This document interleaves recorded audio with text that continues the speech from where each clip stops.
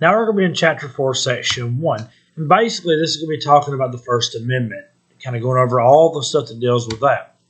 The biggest threat to the Constitution was an absence of a Bill of Rights. Basically, the Anti-Federalists that was against the Constitution the way that it was, wanted to have a Bill of Rights. They wanted to have something to protect the rights of the people so that we would have to worry about a king coming in and take it over again, a government similar to that. So to make sure the people had certain rights that was always going to be protected.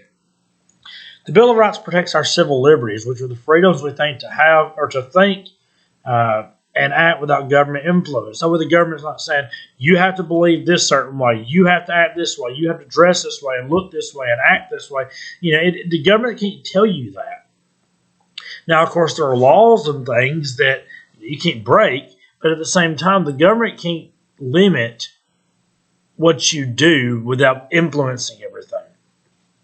The First Amendment to the Constitution protects 5 basic freedoms. So you'll hear a lot about the 5 freedoms being the First Amendment: freedom of religion, freedom of speech, freedom of the press, freedom of assembly, and freedom to petition the government. These are the 5 freedoms given by the First Amendment. So now we're going to break these down individually. The first one is freedom of religion. One of the things that brought people to the New World was intolerance of different beliefs. In the world, in the places they came from, the different areas that they came from, it was, one may be very intolerant of Catholics, and so they set up a colony for Catholics. One may be really prohibitive of a specific Protestant belief, and so they set it for that specific belief. And maybe people didn't want to focus on the government as a central part of their government, and the Anglican Church or the Church of England really kind of pushed that on them. So it was the idea that the people had different beliefs, and they should have the right to be able to go and worship how they want to without the government influence. The First Amendment prohibits the Congress from establishing an official religion. They can't say Christianity or Islam is the official religion of the United States. JJ Rich to the office. JJ Rich to the office. The government can't favor certain people based on religion or mistreatment of other people because of theirs. So what we see is the government can't say that certain people have certain rights because of their religious beliefs. Like, for example, they can't say Christians don't have to pay taxes. Or on the flip side, they can't punish Christians by saying Christians have to pay a special tax that only they have to pay. And, and it's the same way, with Muslims or whatever. Any religion, the government can't make any laws or favor any certain religion or mistreat other people because of theirs. Now, freedom of speech is one of the most controversial of these because the question becomes, what is free speech? In some countries, people can be jailed for criticizing the government. If you go to North Korea and walk down the street and, Kim Jong-un is a terrible leader, he's an unjust leader, he doesn't care about his people, whatever, then you can be jailed for that. Freedom of speech covers face-to-face discussions, telephone conversations, lectures, radio and TV, internet communications, art, music, clothing, just to name a few. Now, let me make this point clear, because later we're going to say, that means that the dress code at the school is unconstitutional, and it's not.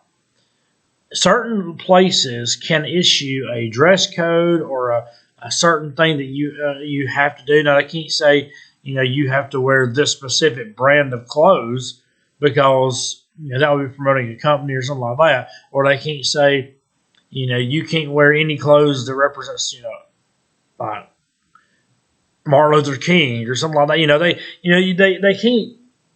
There are certain things that they can't prohibit, but too short of shorts or too revealing of an outfit or something that's got vulgar language on it or something like that, they have every right to censor that and to say, no, you can't wear that to school. Now, they can't. Mr. Riddle can't see you in Walmart and say, hey, you got to change that shirt because you keep me wearing that out in public. He doesn't have any control over you at Walmart. But here at the school, where he's the boss and where the authority figure, where the board establishes what a dress code is, that gives us the authority to do that. So freedom of speech in terms of what you want to wear and stuff like that, or what you say. If you sit here and cussing somebody out, you can still get in trouble for board. It's not like we're going to be like, you got freedom of speech. You can say whatever cuss words you want, because the idea behind it is it's infringing on the rights of other people. It's making other people feel uncomfortable. It's making other people feel unsafe. And so if it's a just reason, then they can institute a dress code or something like that. Now, one situation for a school board in particular was Tinker versus Des Moines Independent Community School District, which is there were some students who wore black armbands on their arms during the Vietnam War to protest the fact that they didn't believe we should be in a war. The schools suspended them for that, and it was round up the Supreme Court ruled in favor that they were using their freedom of speech. So in that situation where there was against the war, and of course they had to go to the Supreme Court, so it's not like they just woke up the next day and it was all good. They had to go to the Supreme Court first. But in that situation, they were able to fight that it was their freedom of speech. Freedom of the press. When the Bill of Rights was written, the press referred to printed publications such as books, newspapers, magazines. Today, the press also involves radio, television, computer networks, 24-hour news cycles, things like that. The government cannot practice censorship. It can't ban printed materials or films merely because they contain alarming or offensive ideas. Now, they can if they feel like it's inciting violence or terror or unlawful acts. You can't go on you can't write in a newspaper or go on TV and say we need to commit a terrorist act and expect that to be protected by freedom of speech. That's not going to be protected because you're inciting riots or issues, and that goes back to freedom of speech. The old mentality is you can't yell fire in a crowded movie theater, and the idea behind it is, well, what's wrong with doing that? Well, the problem is if you go into a crowded movie theater and yell fire and people takes off running, people's going to get trampled. People's probably going to get hurt, and when it comes down to it, you are endangering the lives of other people for an unjust reason. Now, if there is a fire, you definitely yell it. Don't sit here and say, I hope we don't all get burned up in this. If there's a fire, you need to say something. But if there's not, you can face consequences for doing that. That's not covered in freedom of speech. And the same thing here. You can be censored if they feel it's unlawful. Now, that becomes a questionable thing because at that point, and a lot of the questions become like with stuff like Facebook and social media, which are private-owned companies, so they kind of justify it by saying they're private-owned companies, and so the government, is not censoring people. It's their company that's censoring people. But the idea behind that is something that's coming up for debate, and it'll wind up going before Congress eventually with the big tech companies, and who do they have a right to censor their social media accounts and stuff like that. Freedom of assembly. We also have the freedom to gather in groups for any reason as long as the assemblies are peaceful. Now, the idea behind it is you can get together, you can protest, you can meet up and have a Bible study in the park, or meet up and have a meeting of a group of people, whatever. There's no problem. You can assemble together.